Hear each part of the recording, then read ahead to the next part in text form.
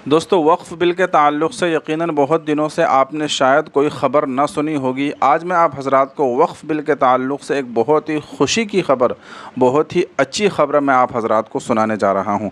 आप जानते हैं कि चंद्रबाबू नायडू आंध्र प्रदेश के वज़ीर आला हैं और उन्हीं की वजह से जो है आज की ये जो सरकार है ये टिकी हुई है।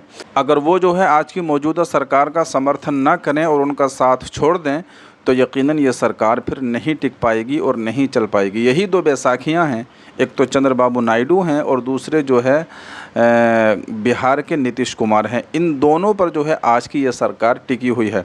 तो अल्हम्दुलिल्लाह मुस्लिम पर्सनल लॉ बोर्ड ने जो है चंद्रबाबू नायडू से, जो आंध्र प्रदेश के वज़ीर आला हैं, उनसे मुलाकात की है और बहुत अच्छी मुलाकात रही। और उन्होंने जो है all India Muslim personal law board को और जो है हमारे जो उलमा इकराम इस सिलसिले में मेहनतें कर रहे हैं उनको यकीन दिलाया है और ये कहा है कि आप बेफ़िक्र रहिए, हमारी पार्टी जो है अब तक मुसलमानों का साथ देते हुए आई है और हम आइंदा भी आपका साथ देंगे और ये वक्फ़ बिल जो है हम पास नहीं होने देंगे। तो इस तरह की बात जो है चंद्रबाबू नायडू ने कही है। मुकम्मल ख़बर क्या है, मुकम्मल बात क्या है, थोड़ी सी 2 मिनट लगेंगे तो आप उसको ज़रूर पूरा सुनकर जाइएगा। यकीनन आपको बहुत खुशी मिलेगी और आपको बहुत अच्छा लगेगा। तो आइए मैं आप हज़रात को पढ़ कर सुना देता हूँ। देखिए, गौर से सुनिएगा। ख़बर ये है कि all India Muslim personal law board के एक वफ़द ने रियासत आंध्र प्रदेश के वज़ीर आला चंद्रबाबू नायडू से मुलाकात की और वक्फ़ तरमीमी बिल 2024 से मुताल्लिक़ अपने एतराज़ात और अंदेशों से उन्हें वाकिफ़ कराया।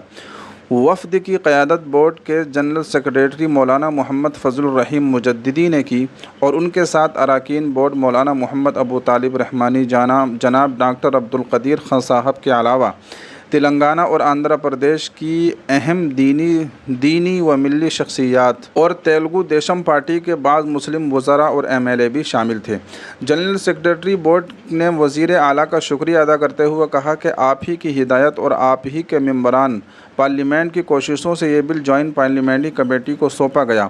अब तक हुकूमत का यह मामूल रहा है कि वह अहम बिल पार्लियामेंट में पेश करने से कबल मुतल्लिक़ा गिरोहों से मशवरा करती थी। इससे कबल जितनी बार भी वक्फ़ से मुतल्लिक़ कोई तरमीमी बिल पार्लियामेंट में लाया गया, मुसलमानों की मुअतबर जमातों और मुक़्तदर व दीनी व मिली शख्सियात से मशवरा ज़रूर किया गया, लेकिन इस बार पहली मरतबा बग़ैर किसी मशवरे के ऐसी तरमीमात तजवीज़ की गईं जो वक्फ़ की मंशा और मौक़िफ़ और वक्फ़ के पूरे तसव्वुर और उसकी हैसियत को बुरी तरह मुतासिर कर देती है और वक्फ़ अमलाक पर कब्ज़ों का रास्ता हमवार करती है। जनरल सेक्रेटरी बोर्ड ने वक्फ़ तरमीमी बिल पर मुसलमानों के अहम एतराज़ात पर मुश्तमिल 10 सफ़हात की एक याददाश्त भी वज़ीर आला को पेश की, जिसमें बिल की तमाम मुतनाज़ा तरमीमात और उस पर मुसलमानों के मौक़िफ़ को तफसील से पेश किया गया। वफ़द ने वज़ीर आला से गुजारिश की कि उनकी पार्टी एक सेकुलर पार्टी होने के साथ साथ मरकज़ी हुकूमत की अहम हलीफ जमात भी है, लिहाजा वो किसी भी सूरत में इस बिल की हिमायत न करें। मुसलमानों ने कसीर तादाद में ईमेल भेजकर और मुस्लिम पर्सनल लॉ बोर्ड समेत मुसलमानों की तमाम अहम दीनी व मिली जमातों ने जॉइंट पार्लियामेंट्री कमेटी से बिलमुशाफ़ा मिलकर अपना मौक़िफ़ ज़बानी व तहरीरी दोनों तौर पर कमेटी के सामने रखा है। वज़ीर आला चंद्रबाबू नायडू ने वफ़द को यकीन दिलाया कि उनकी पार्टी हमेशा ही से मुसलमानों के तमाम जायज़ मुतालबात की हिमायत करती रही है। आपके मेमोरेंडम को हम गौर से पढ़ेंगे और इस पर अपनी मुनसिफ़ाना राय मरकज़ी हुकूमत के सामने रखेंगे। ये मुलाकात तकरीबन 1 घंटे तक चली। शुरकाए वफ़द में से कई अफराद ने भी अपनी आरा वज़ीर आला के सामने रखी। तो ये मुकम्मल ख़बर जो है आपने पढ़ ली। यकीनन आपको इसको सुनकर बहुत खुशी मिली होगी कि चंद्रबाबू नायडू जो हैं और इसी तरीक़े से नीतीश कुमार जो हैं, यही जो है आज की जो मौजूदा सरकार है उसके 2 पहिए हैं। यानी इन 2 बैसाखियों पर जो है सरकार चल रही है। अगर ये दोनों इनकार कर दें और ये दोनों साथ देना छोड़ दें तो फिर ये सरकार नहीं चल पाएगी। तो जब वज़ीर आला आंध्र प्रदेश के वज़ीर आला चंद्रबाबू नायडू ने यकीन दिलाया है कि हमारी पार्टी जो है आज तक मुसलमानों के मुतालबात को पूरा करती आई है और उनका साथ देती आई है, तो इंशाअल्लाह आगे भी हम जो भी इस तरह का मसला होगा हम आपका साथ ज़रूर देंगे। अब जो है हम पर यकीन रखिए और आप भरोसा रखिए। तो इस तरह की बात जो है वज़ीर आला चंद्रबाबू नायडू ने कही है। तो इंशाअल्लाह उम्मीद है कि अब ये बिल पास नहीं हो पाएगा। अब चंद्रबाबू नायडू से तो मुलाकात हो गई, अब आगे जो है नीतीश कुमार से भी और मुलाकात हो जाए तो तो इंशाअल्लाह अल्लाह की ज़ात से उम्मीद है कि अब ये बिल पास नहीं हो पाएगा। तो ये बहुत बड़ी खुशी की खबर है। तो कमेंट में अल्हम्दुलिल्लाह ज़रूर लिखिए, ज़्यादा से ज़्यादा जो है कमेंट में अल्हम्दुलिल्लाह लिखिए। जब कोई भी खुशी की खबर आपके सामने आए तो अल्हम्दुलिल्लाह आपको ज़रूर कहना चाहिए। तो हमारे उलमा कराम इतने दिनों से मेहनतें कर रहे थे, राहुल गांधी से भी मुलाकात का वक्त मांगा, हो सकता है उनसे भी मुलाकात हो जाए। चंद्रबाबू नायडू से तो हो ही गई, राहुल गांधी से और हो जाए, इसी तरीके से नीतीश कुमार से हो जाए तो इंशाअल्लाह बेड़ा पार हो जाएगा और अल्लाह ने चाहा तो ये बिल पास नहीं हो पाएगा। अब आइए हम आप हजरात को एक ख़बर, एक वीडियो थोड़ा सा और दिखाते हैं। जैसा कि आप जानते हैं कि यति नरसिंहानंद जिस तरीके से नबी करीम अलैहिस्सलातु वस्सलाम की शान में गुस्ताखी कर रहा है, इसी तरीके से अब जो है एक यति नरसिंहानंद और निकल कर आया है। उसका नाम क्या है वो तो मैं नहीं जानता और जानने की कोई ज़रूरत भी नहीं है, लेकिन बहरहाल वो ये कह रहा है कि मैं इस्लाम को ख़त्म करना चाहता हूँ, इस्लाम को पूरी दुनिया से मैं मिटाना चाहता हूँ और इस्लाम पूरी दुनिया से मिट जाए और ख़ास तौर से जो है भारत से इस्लाम को बिल्कुल ख़त्म करना होगा। इस तरह की बहुत सारी बातें वो कर रहा है। वो सारी बातों को मैं दोहराना नहीं चाहता, आप ये मुकम्मल वीडियो खुद ही देख लीजिए। ओम नमो नारायण। मैं कल काली सेना दिल्ली प्रदेश द्वारा आयोजित हिंदू पंचायत जो नजफगढ़ के थाने के बगल में श्री राम मंदिर, पंचायती श्री राम मंदिर के प्रांगण में होना है। हिंदू पंचायत पूरे देश भर में भारत को हिंदू राष्ट्र घोषित कराने, धर्मांतरण को रोकने, लब जिहाद को रोकने, लैंड जिहाद को रोकने, थूक जिहाद को रोकने, मूत जिहाद को रोकने, अब तो जिहाद के अलग अलग तरीके हैं, इन सब से मुक्ति के लिए एक ही तरीका है, इस्लाम मुक्त भारत, जिहाद मुक्त भारत। और मैं जब इस्लाम मुक्त भारत की बात करता हूँ तो मैं ये डायरेक्ट टिप्पणी मुसलमानों पे नहीं करता हूँ। ये उनका जो क्रियाकर्म है, जो उनकी विचारधारा है, जो उनका इस्लाम है, जो उनकी कुरान है, जो उनका हदीस है, उस पर करता हूँ। मानव से मैं तो सनातन धर्मी हूँ, मनुष्य से कभी कोई मुझे नफरत हो ही नहीं सकती है। मुझे तो इस्लाम से है, इस्लाम के कार्य पद्धति से है। जिस प्रकार से भी देखिए दुनिया भर में अभी पूरे इस्लामिक देश आपस में लड़ रहे हैं। अगर काफिरों से झगड़ा है तो इस्लाम में आखिर क्या कारण है कि ईरान और इराक लड़ रहे हैं? क्या कारण है कि अभी टर्की और कुर्दुस लड़ रहे हैं?